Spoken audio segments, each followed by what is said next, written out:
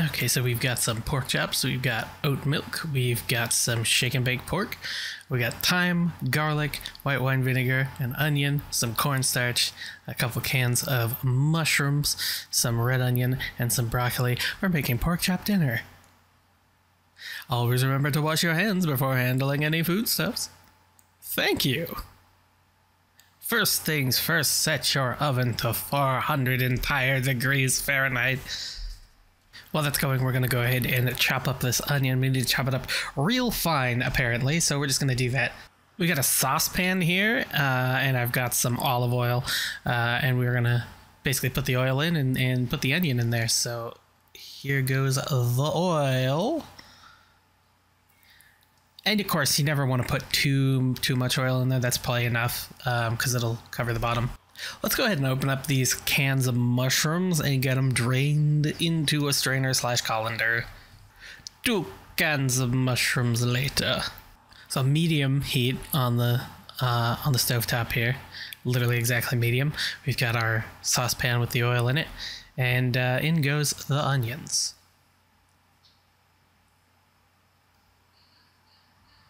Also, those mushrooms we drained earlier, they also need to go in here. And then we'll let them cook.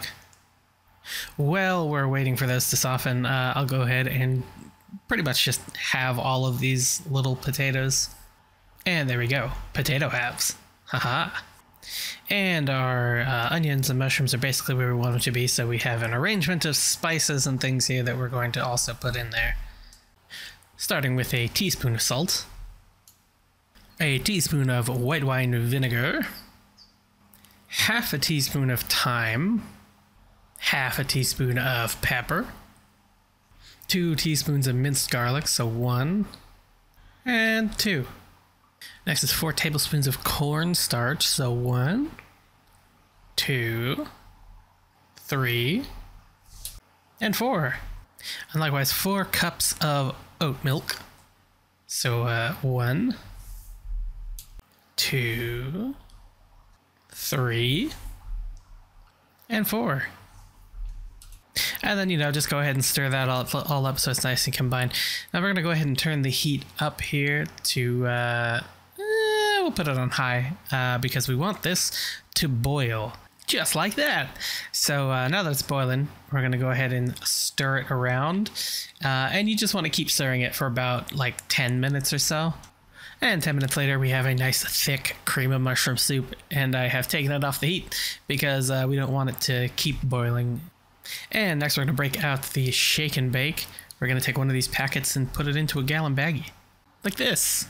And then we're going to take a couple of our pork chops down here. I'll probably fit like 2 of these in there at once. Shake them until they're covered, and then put them on a baking tray. Just like this. We've got them all covered. We had a pre-greased baking tray, and now we're going to take this empty space here and put some potatoes there.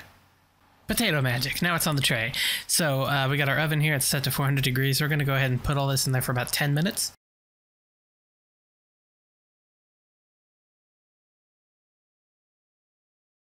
Ten minutes later, and I can't stress this enough, these are not done. We're only pausing them because we're going to go ahead and take some of the old cream of mushroom soup I made and put it on top of these pork chops.